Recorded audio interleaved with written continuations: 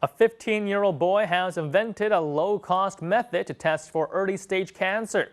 Jack Indraka, a high school student from Maryland, developed a paper strip test to detect early stages of pancreatic cancer. Now, pancreatic cancer currently kills 19 out of 20 sufferers after 5 years. And part of the reason for the high death rate is the difficulty to detect the disease until its final stages. Pancreatic cancer is what Steve Jobs, the founder of Apple, died from last year. Jack's invention is reportedly 28 times faster, 28 times less expensive, and 100 times more sensitive than current tests. What's more is that Jack's test can be modified to detect other types of cancer as well as a range of other conditions such as tuberculosis and HIV. Indraka's sensor costs $3 and 10 tests can be performed per strip, taking 5 minutes each.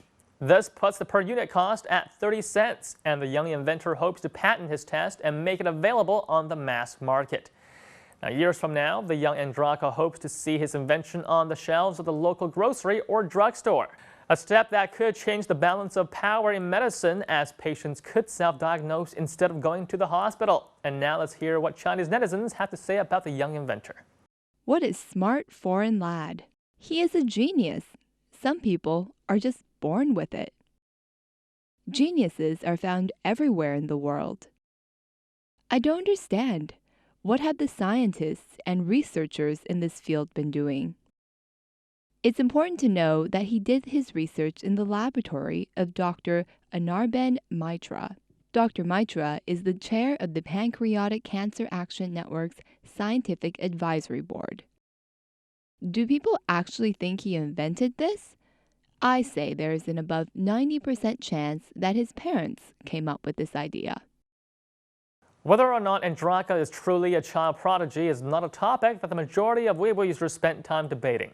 Instead, many net users chose to focus on the lack of Indrakas in China. Now, critics of China's test-based educational system have said that the system does little to cultivate independent minds. Instead, students are encouraged to memorize and to regurgitate from their official textbooks. Now, a set of circumstances that make it impossible for young talent to thrive. The study schedule of the average high school student involves waking up at dawn, sitting through 8 hours of class before attending after-class revision classes meant to prepare the student for the college entrance examination, leaving them little time and little energy to focus on developing their own science projects. The college entrance examination, or Gaokao, is often seen to determine a child's future. Getting a high score for Gaokao not only requires students to study during their spare time, but also students generally have a better shot at it if they get into a good high school with superior teaching facilities and teachers. Now, the same logic extends to getting into a good middle school and, by extension, a good elementary school. Now, this has resulted in expecting parents agonizing over how to get their child into the best preschool.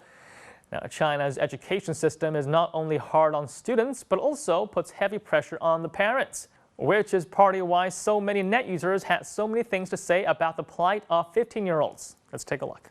The primary occupation of Chinese children between the ages of 15 and 25 is to memorize Marxist-Leninist thought. Invention and innovation, let's leave that to the Americans. The Chinese education system is incapable of producing children like this. Without the right atmosphere and the right soil, China will not be able to produce this kind of young seedling. If this was in China, children spending time doing this type of research would be seen as not attending to their proper duties. Plus, there's just no environment or facilities for this kind of thing to happen in China. Foreign children are always able to invent useful things. The education system in China only allows our kids to be good mathematicians.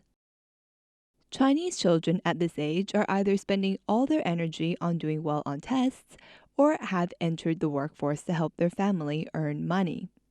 No one has the energy to even think about these types of things. When Steve Jobs passed away last year, one question that riddled the Chinese internet community was, where is China's Steve Jobs? Now, many articles on the topic criticize the Chinese school system for stifling creativity and failing to reward innovation. Now, however, Chinese net users are finding that they can apply many of the same answers to the question of where is China's Jack and Draka?